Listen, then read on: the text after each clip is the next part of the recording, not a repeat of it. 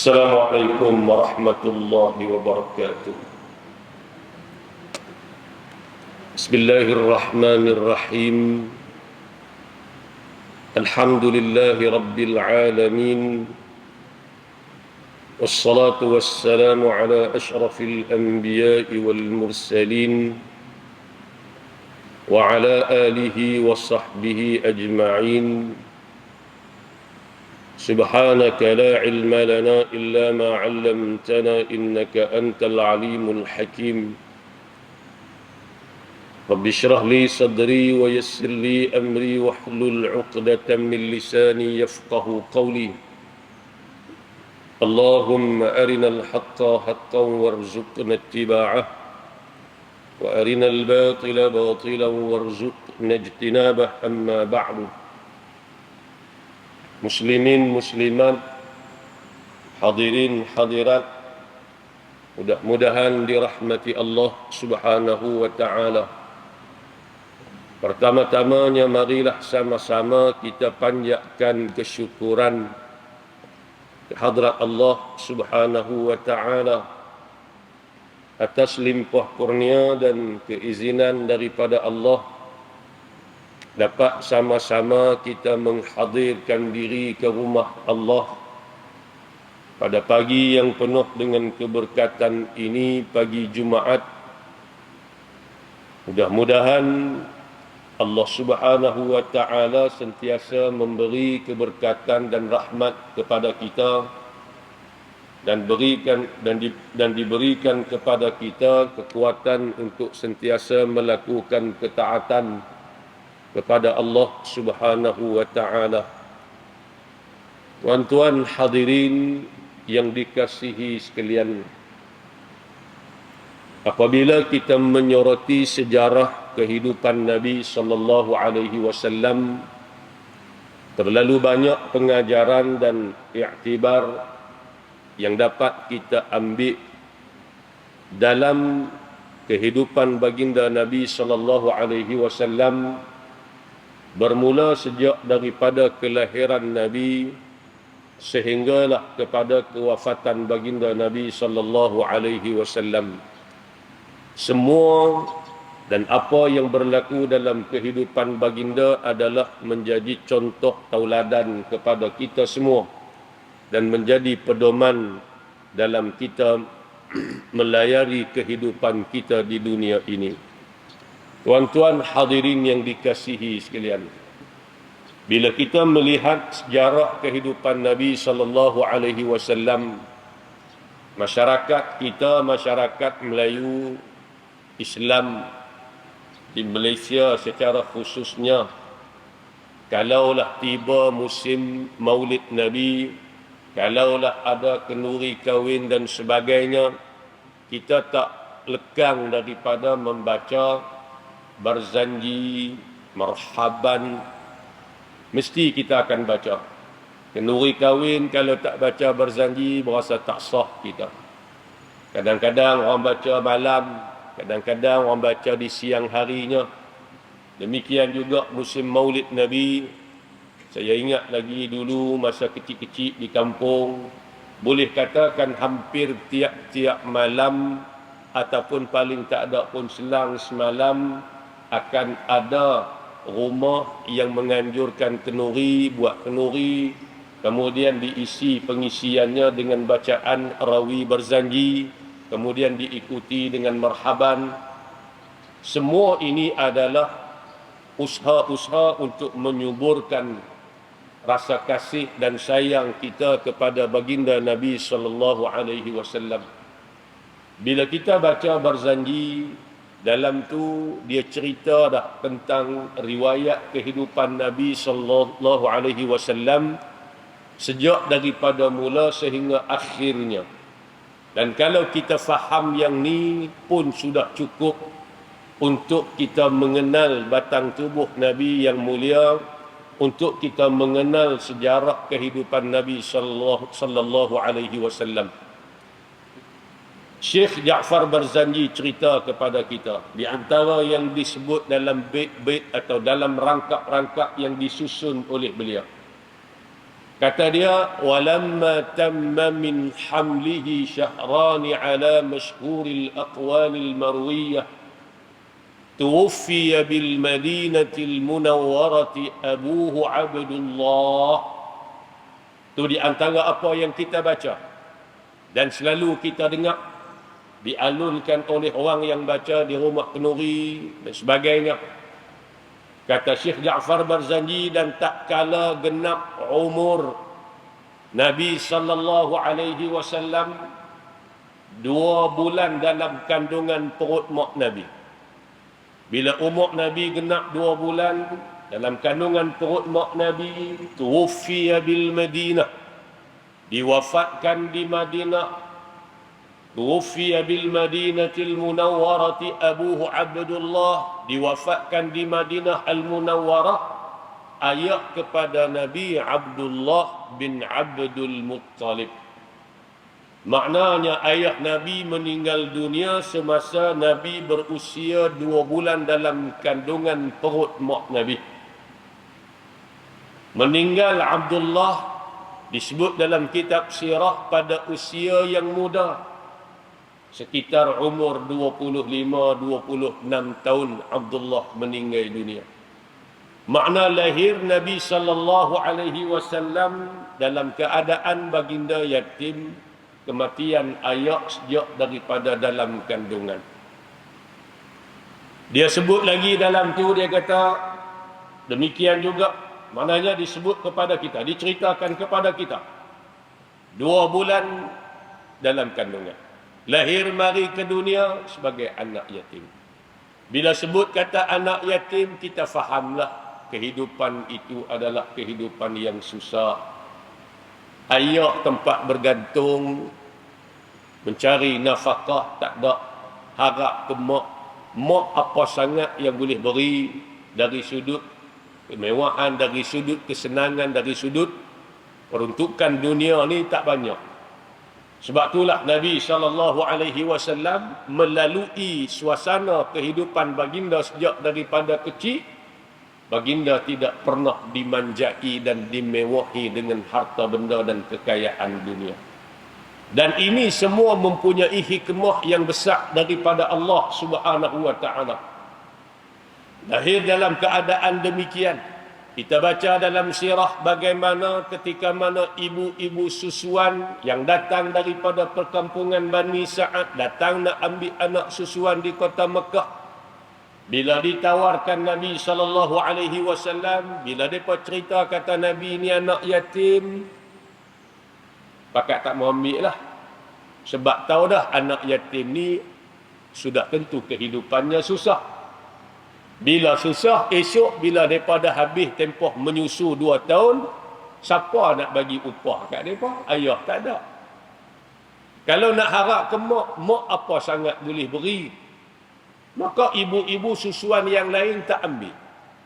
Demikian juga Halimatus Sa'diyah. Dicerita dalam setengah kitab sirah. Pada awalnya Halimatus Sa'diyah pun tak mau ambil. Tapi akhirnya bila dah tak ada orang lain, maka ambillah juga. Bela Nabi SAW. Walaupun baginda dalam keadaan yatim, Halimah kata kita ambillah, kata kat suami dia. Kita belalah Nabi, kita jagalah dia Muhammad ni. Mudah-mudahan kita jaga dia, mudah-mudahan kita bela dia ni, Allah beri kebaikan kepada kita. Betul sebagaimana tanggapan dia. Halimatus Sa'diyah cerita kepada kita ketika mari daripada perkampungan Bani Sa'ad. Hampir 200 km daripada kota Mekah, jauhnya. Menunggang keldai yang sudah uzur. Dia pun tak ada susu dah di badan ketika tu dia sedang menyusu anak dia yang kecil. Abdullah kalau tak silap saya nama dia. Bawa 1 ekor unta sebagai bekalan susu, yang unta itu pun sudah kekeringan susunya, tak ada susu dah. Tapi bila Halimatus Sa'diyah ambil Nabi SAW, walaupun baginda ni anak yatim, Halimah ambil. Halimah kata bila aku mula menyusu Muhammad, susu aku keluar dengan begitu banyak, tak tahu mai daripada mana. Muhammad minum dengan kenyang. Anak aku Abdullah sebelumnya asyik menangis disebabkan minum susu-susu tak ada, lapar. Tapi bermula daripada saat itu Abdullah minum susu tak pernah print, minum dengan kenyang. Malam tu aku dan suami lapar.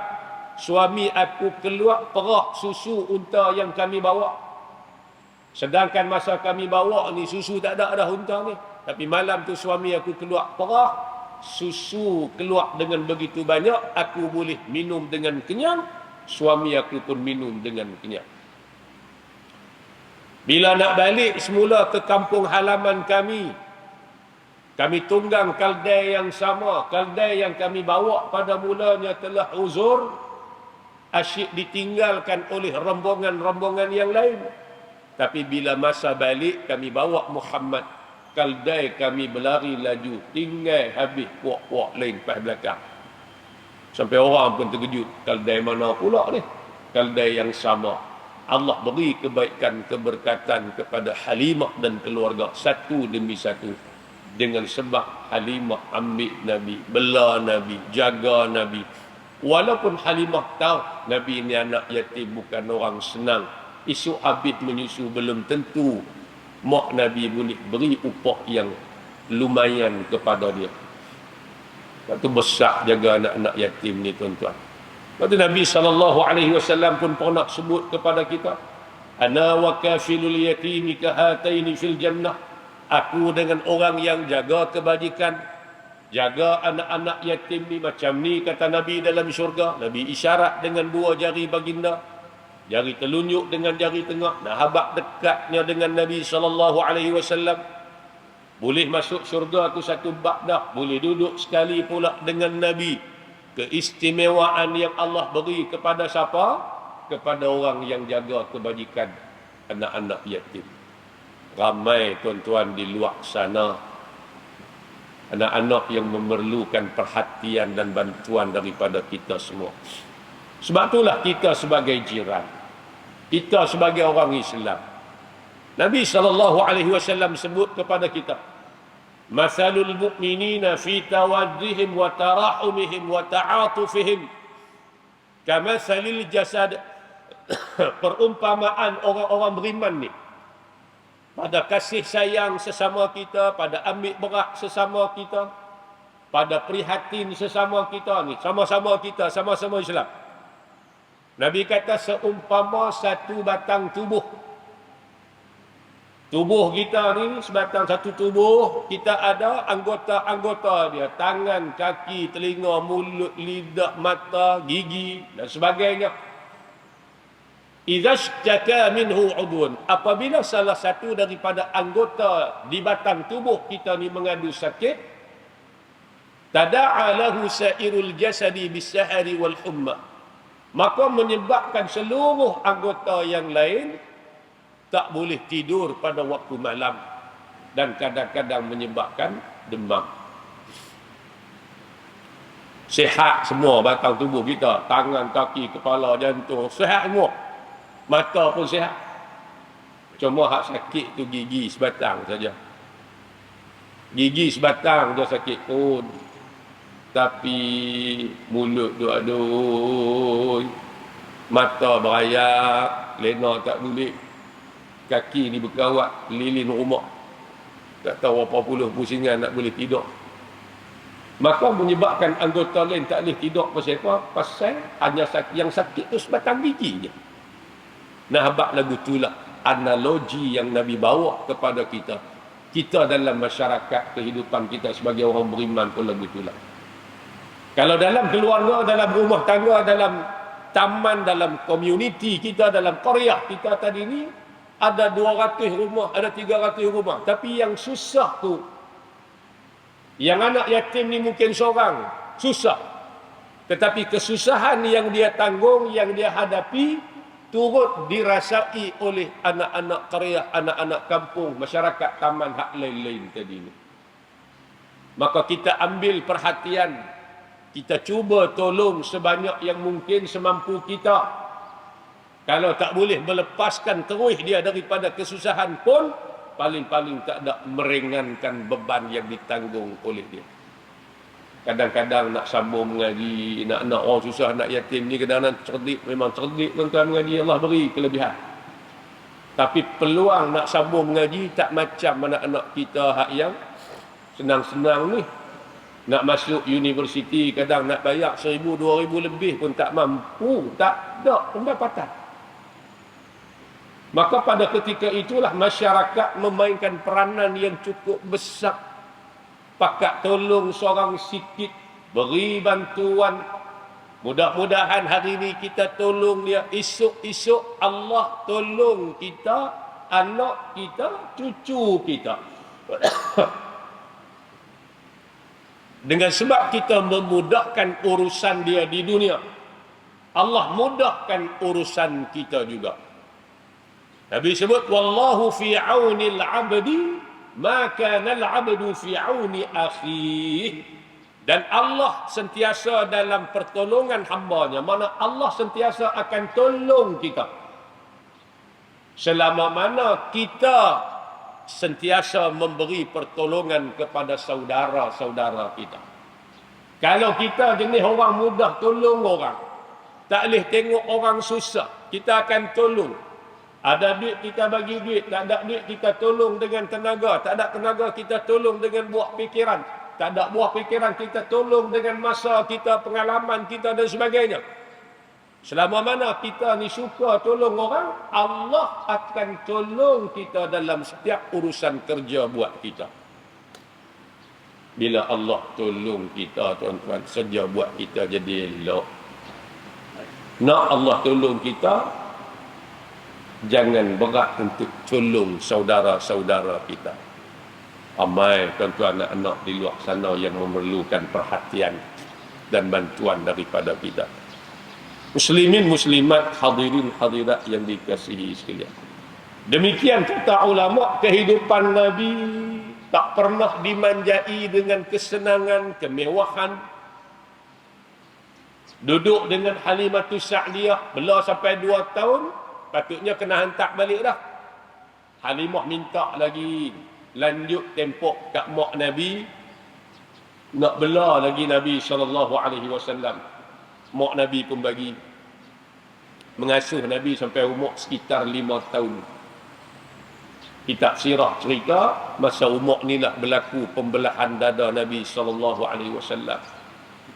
Halimah bila berlaku peristiwa ni, dia berasa takut nak jaga Nabi, takut berlaku apa-apa, dia serah balik kat mak Nabi. Waktu Nabi umur 5 tahun. Balik duduk dengan mak, tapi tak lama, sat saja. Umur 6 tahun, mak pula meninggal dunia. Allahu Akbar. Baru 6 tahun tuan-tuan. Anak kita 6 tahun ni tadika lah. Tadika, tak masuk sekolah rendah, tak apa cerdik lagi pun. Mak pula meninggal. Tok Wan ambil bela. Duduk dengan Tok Wan pun tak lama. Umur 8 tahun, Tok Wan pula meninggal. Tok Wan suruh ponakan Nabi bela, Abu Talib. Walaupun Abu Talib bela Nabi, Abu Talib ni bukan di kalangan orang yang senang. Nabi tak pernah dimanjai dengan kemewahan. Sejak daripada usia remaja lagi, Nabi sudah mula bekerja dengan tulang pak kerak baginda, mengembala kambing kepunyaan penduduk Makkah. Nabi kata tidak ada Nabi yang diutuskan oleh Allah melainkan dahulunya dia pernah mengembala kambing. Sahabat tanya, wa anta ya Rasulullah, adakah engkau juga ya Rasulullah pernah gembala kambing? Nabi kata ya, dan aku diberi upah dengan ala qararit, dengan sedikit upah. Setengah sebut kata dengan segenggam kurma. Upah yang diberikan kepada Nabi itulah makan minum Nabi. Tak merak ke pak menakan, walaupun duk menumpang kasih dengan pak menakan. Pasal apa Allah atur kehidupan Nabi lagu ni tuan-tuan? Kan? Kehidupan yang tidak dimanjai dengan kemewahan, hidup dengan penuh berdikari sejak daripada kecil. Maka kata ulama, ini juga merupakan sebagai medan latihan tarbiyah untuk Nabi yang suatu ketika nanti hendak menjadi pemimpin, seorang pemimpin kepada umat manusia.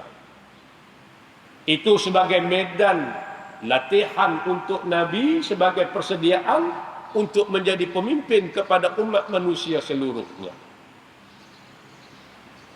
Bila Nabi menghadapi kehidupan yang susah macam ni, tak pernah dimanjai dengan kemewahan, makan minum pun kadang-kadang sekadar cukup sahaja, maka Nabi akan lebih prihatin dan Nabi akan lebih peka dengan keadaan para sahabat, keadaan para umat baginda. Sebab tu Nabi cukup tahu sahabat Nabi hak lapar, sahabat Nabi hak kenyang, sahabat Nabi hak susah. Dan Nabi kasih kepada orang-orang miskin ni. Syekh Ja'far Barzanji sebut lagi dalam rawi hak kita baca. Wa yuhibbul fuqara wal masakin wa yajlisu ma'ahum wa ya'udu mardahum. Nabi kasih kepada orang fakir, Nabi kasih kepada orang miskin. Wa yajlisu ma'ahum, Nabi duduk bergaul dengan mereka. Wa ya'udu mardahum, Nabi ziarah orang-orang sakit di kalangan mereka. Nabi sayang, Nabi kasih para sahabat Nabi hak miskin, susah, fakir. Ramai di kalangan sahabat Nabi ni orang susah, orang fakir, orang miskin. Di antara mereka yang susah kita baca, mungkin saya pernah sebut sebelum ni, Abu Hurairah radhiyallahu anhu, sahabat Nabi yang masyhur. Abu Hurairah, dia masuk Islam lewat dah tuan-tuan. Tahun ke-7 Hijri. Tahun ke-7 Hijri, Nabi wafat tahun 11, makna lebih kurang 4 tahun dia hidup dengan Nabi. Tapi Abu Hurairah banyak meriwayatkan hadis daripada Nabi sebab dia banyak masa dia habis duduk dengan Nabi SAW. Dan Abu Hurairah ini di kalangan Ahlus Sufah. Ahlus Sufah ni kalau kita pergi Masjid Nabi SAW, kita masuk dalam Masjid Nabi, di belakang daripada kawasan Raudhah itu ada satu kawasan lantai yang tinggi lebih daripada tempat lain, dia panggil Dakkah. Kawasan ni lah katanya ulama dulu menjadi tempat tinggal kalangan Ahlus Sufah. Ahlus Sufah ni mereka tak ada rumah, makan minum pun tak menentu, tak ada pendapatan. Makan minum mereka harap ihsan daripada sahabat, ihsan daripada Nabi. Tetapi Allah uji mereka dalam Quran, للفقراء الذين أحصروا في سبيل الله لا يستطيعون ضربا في الأرض يحسبهم الجاهل أغنياء من التعفف تعرفهم بسيماهم لا يسألون الناس إلحافا إلى آخر الآية. Allah puji sifat Ahlus Sufah ni pasal susah, lapar, tara mana pun mereka takkan minta ke orang sama sekali. Lapar ni tara mana pun minta tak. Sehingga kan orang merasakan bahawa mereka ni orang senang, dah tak nak minta. Itu Allah puji dalam Quran. Salah seorang daripada kalangan mereka ni Abu Hurairah radhiyallahu anhu. Satu cerita bagaimana satu hari Abu Hurairah ni lapar sungguh-sungguh.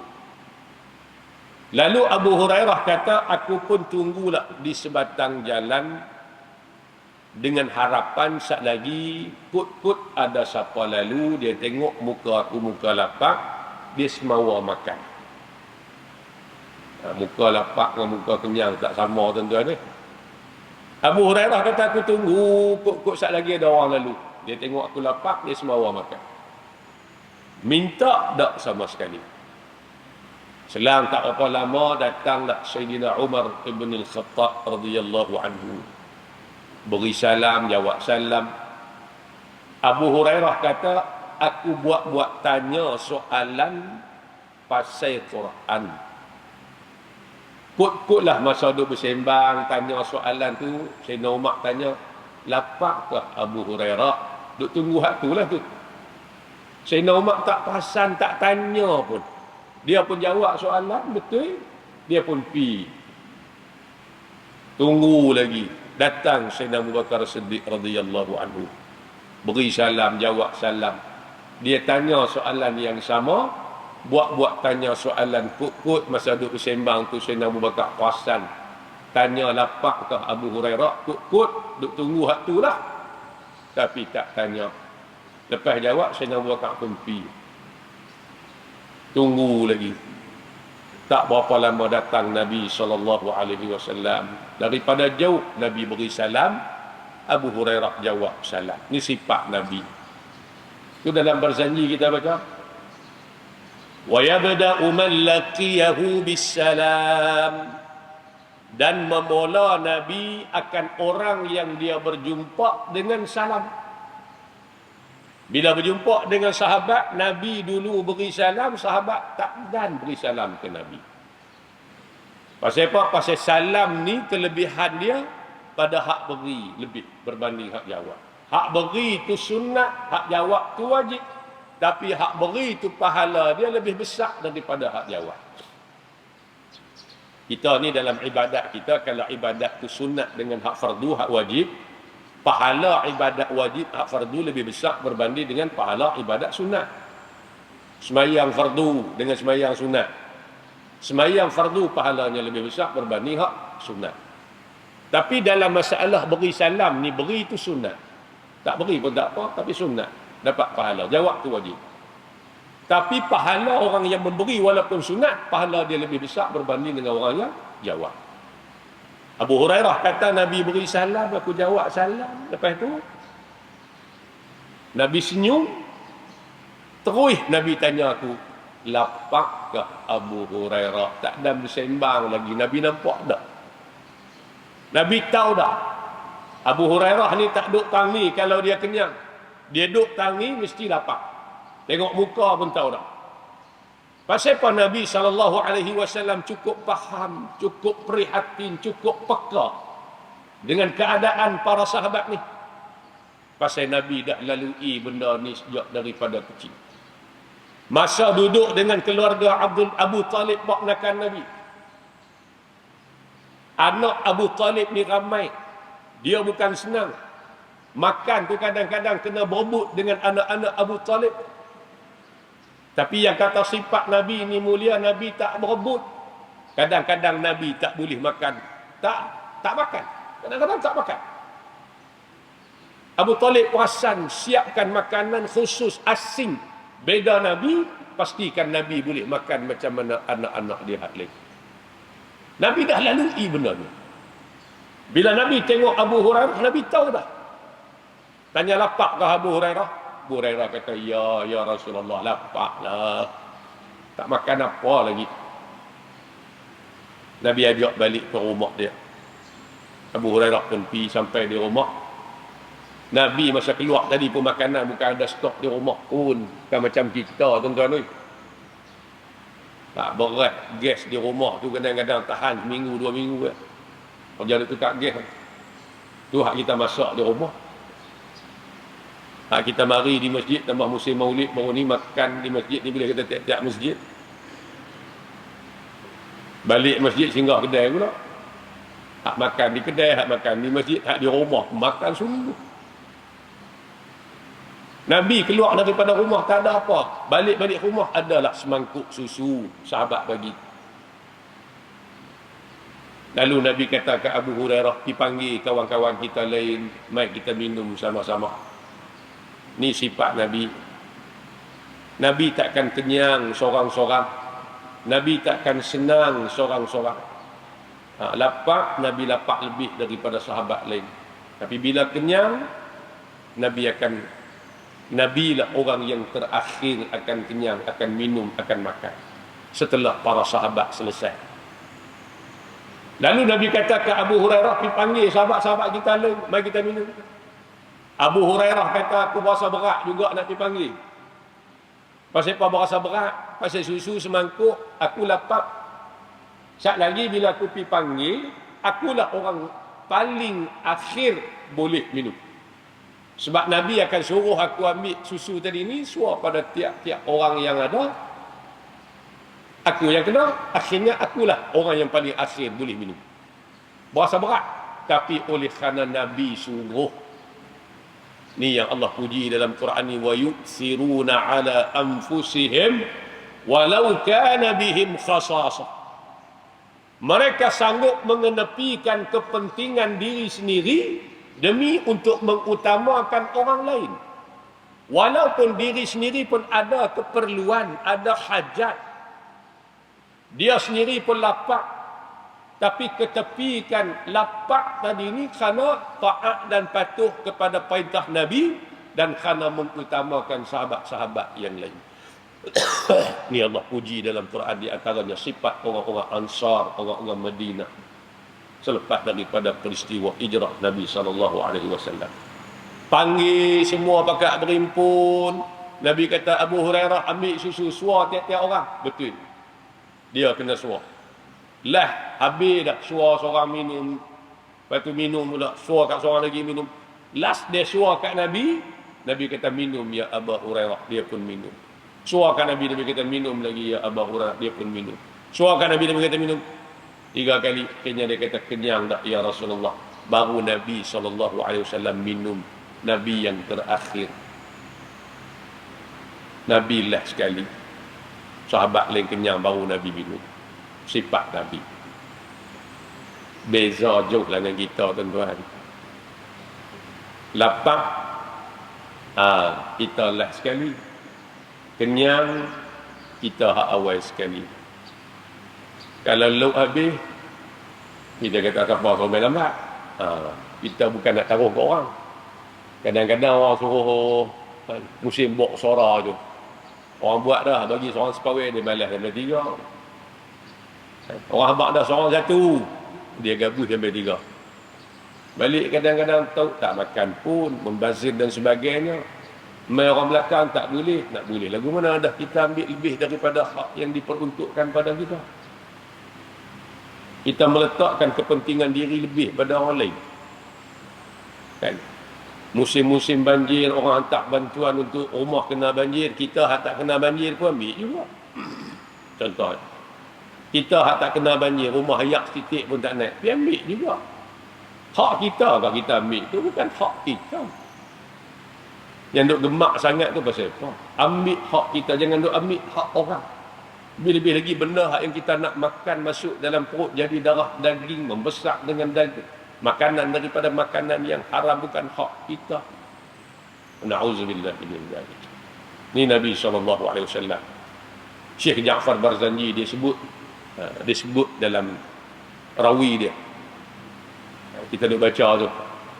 Wa ya'sibu 'ala batnihi al-hajar min al-ju'.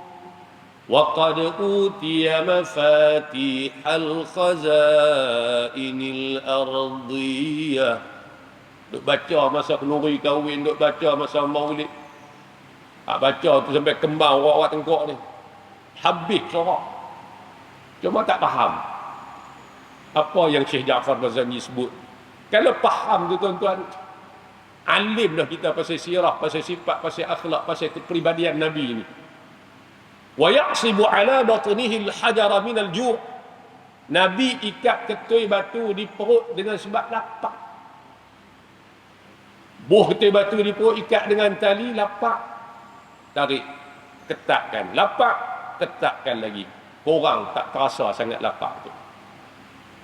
Wa qad utiya mafatihal khazainil ardiyah. Sedangkan baginda telah diberikan anak kunci kekayaan khazanah dunia ni.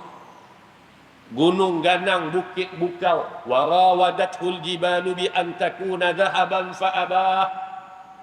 Gunung ganang bukit bukau minta beri tawaran kepada Nabi untuk tukar jadi ketui emas. Depa offer kat Nabi nak tukar jadi ketui emas, nak beri kekayaan kepada Nabi, fa abah. Nabi tolak. Nabi tak mau. Nabi kata, biarlah ya Allah, aku susah satu hari, aku senang satu hari. Mana ada masa kita susah, ada masa kita senang.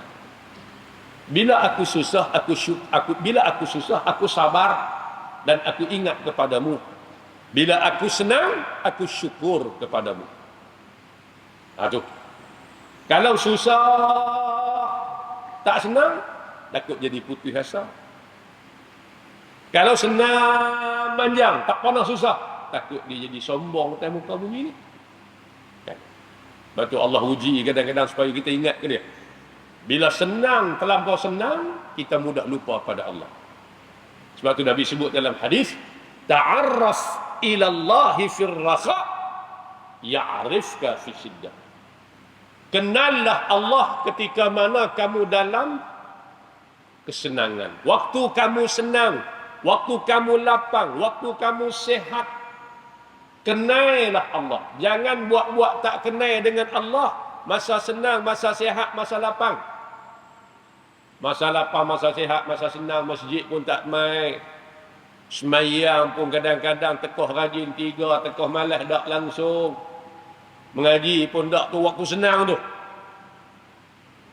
Esok bila susah, kamu cari Allah, berdoa pada Allah, Allah pula buat-buat tak kenal kat kamu. Mana Allah tak layan permintaan dan doa kamu. Tapi bila kamu senang, kamu ingat pada Allah, kamu tak pernah lupa kepada Allah. Esok bila kamu susah, kamu angkat tangan minta pada Allah, cari Allah. Allah akan makbulkan doa kamu. Allah akan beri permintaan kamu. Allah akan tolong kamu ketika kamu susah.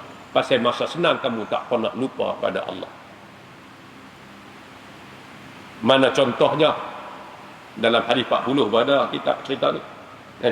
Syarah dia. Bagaimana orang yang waktu dia senang, dia tak pernah lupa pada Allah. Bila dia susah, dia cari Allah, Allah tolong dia. Nabi Allah Yunus alaihissalam,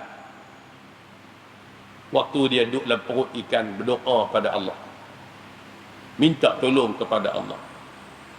Lalu malaikat kata, suara ni suara hak kami selalu duduk dengar, mengucap tasbih kepada Allah suatu ketika dahulu. Inilah suara Yunus. Dan bila dia minta tolong dengan Allah, waktu dia dalam kesusahan, dalam perut ikan, Allah tolong dia, Allah lepaskan dia. Allah kata, falaula annahu kana minal musabbihin la labitha fi batnihi ila yaumi yub'atsun. Kalaulah Yunus ni dahulu tak pernah duk, maknanya waktu dia senang dia tak ingat kat kami, mengucap tasbih dan sebagainya. Kalau dulu dia bukan daripada kalangan orang yang mengucap tasbih waktu dia senang, kalau dahulu waktu dia senang bukan orang yang ingat kepada kami, nescaya dia kena duduk dalam perut ikan sampailah hari dibangkitkan, hari kiamat. Tapi Allah selamatkan, Allah perkenankan doa Yunus. Pasal apa? Pasal dulu masa senang dia tak pernah lupa pada Allah Subhanahu wa taala. Bila dia susah, dia cari Allah, Allah tolong dia. Kita pun lagu itulah. Mana dia orang yang waktu dia senang dia lupa Allah, dia sombong, bila dia susah dia cari Allah, Allah tak tuli dia. Kata ulama dalam syarah hadis 40, dia kata apa? Contohnya macam Firaun. Waktu dia ada kuasa, waktu dia jadi raja, waktu dia masih lagi sihat, waktu dia ada pengaruh, apa yang dia tak buat? Sombong, mengaku diri sebagai Tuhan. Nabi Musa pergi beri dakwah pun dia tak peduli dan sebagainya. Akhirnya saat dia hampir tenggelam dalam laut, hampir tenggelam dalam laut, tak ada siapa boleh tolong dia waktu itulah baru dia mengadu kepada Allah. Qala amantu annahu la ilaha illa alladhi amanat bihi banu Israel. Firaun kata, ya Allah, aku mengaku aku beriman dengan Tuhan yang diimani oleh Bani Israel. Allah lah. Waktu tu baru dia mengaku beriman pada Allah Subhanahu wa taala. Waktu mana? Waktu dia dalam kesusahan, kesempitan, terdesak nak mati dah, baru dia mengaku beriman kepada Allah. Allah kata, al-ana wa qad asaita. Adakah sekarang baru kamu nak mengaku beriman pada aku, wahai Firaun? Sesungguhnya dahulu engkau banyak menderhaka dan engkau banyak melakukan kerosakan atas muka bumi. Dulu masa ada kuasa, masa senang, kamu tak pernah ingat. Bahkan kamu lawan aku. Bila mari susah kamu nak cari aku, Allah tak peduli. Sebab tu kita pun tuan-tuan senang, sihat, lapang. Jangan duk buat-buat tak kenal dengan Allah. Tak kenal lagu mana. Hak Allah suruh dia tak buat. Hak Allah larang, hak tu dia pulun. Seolah-olah tak kenal pada Allah. Jangan. Esok bila kita susah, kita cari Allah, Allah tak peduli kat kita. Wa na'udzubillahi min dzalik. Pasal apa Nabi sebut kenallah Allah waktu senang, Allah kenal kamu waktu kamu susah. Pasal apa Nabi tak sebut kenallah Allah waktu susah? Pasal waktu susah tak payah suruh. Bila susah, bila sakit, bila sempit, dia akan cari Allah. Orang sakit kan, Allah duk merintih. Allah mulut ni tak pernah berhenti. Tang semayang tak juga. Tanya semayang lagi tak. Tu terasa sakit. Dia kena sakit pun kena semayang selama mana akal masih ada. Tak boleh berdiri duduk, tak boleh duduk baring. Kan? Atau dapat dengan isyarat kena semayang. Kan? Sebab tu manusia bila dia susah, dia sempit, dia akan cari Allah. Tak payah suruh. Bila senang ni, bila lapang, bila sihat ni, dia lupa pada Allah. Ni nak kena duk peringat sedia ni. Tuan-tuan hadirin hadirat muslimin muslimat, mudah-mudahan dirahmati Allah Subhanahu wa taala. Sebab tu saya sebut di awal tadi, bila kita rajin membaca, mengkaji, mengaji sejarah kehidupan Nabi, kita mengajilah cara detailnya kitab sirah tu daripada awal sampai habis. Baru kita faham perjalanan hidup Nabi, susah payah perjuangan Nabi, kan? Nak memastikan Islam ni sampai kepada kita. Barulah kita akan menjadi orang yang menghargai jasa Nabi dan para sahabat. Pada waktu itu, kita akan lebih dekat dengan Nabi. Jarak masa kita dengan Nabi ni 1400 tahun dah. Jauh dah. Jauh sangat dah. Kita ni di hujung dah. Tapi kalau kita tak sebut benda-benda ni, tak mengaji sirah, kita akan lagi jauh. Tapi bila kita duk cakap, duk sebut, duk mengaji sirah, cerita pasal Nabi, maka benda ni akan mendekatkan hubungan kita dan akan memupuk rasa kasih dan sayang kita lebih kepada baginda Nabi SAW, tuan-tuan. Mudah-mudahan dengan sedikit tazkirah yang disampaikan pada pagi ini memberi manfaat pada kita bersama, insya-Allah. Apa yang baik daripada Allah Subhanahu wa taala dan apa yang tidak baik daripada kelemahan dan kekurangan diri saya sendiri. Aqulu qawli hadza wa astaghfirullahal azim li wa lakum. Assalamualaikum warahmatullahi wabarakatuh. Bismillahirrahmanirrahim. Alhamdulillahirabbil alamin. Wassalatu wassalamu ala asyrafil anbiya'i wal mursalin wa ala alihi wa sahbihi ajma'in. Allahumma arhamna bil Qur'an waj'alhu lana imaman wa nuran wa hudan wa rahmah. Allahumma dhakkirna minhu ma nassina wa 'allimna minhu ma jahilna warzuqna tilawatahu ana al-layli wa atraf an-nahar waj'alhu lana hujjatan ya rabbal alamin. Allahumma inna na'udzu bika min 'ilmin la yanfa' wa min qalbin la yakhsha wa min 'amalin la yurfa' wa min du'a'in la yusma'. Na'udzu bika min ha'ula'il arba'. ربنا آتنا في الدنيا حسنة وفي الآخرة حسنة وقنا عذاب النار. وصلى الله على سيدنا محمد وعلى آله وصحبه وبارك وسلم. الحمد لله رب العالمين. تقبل الله منكم.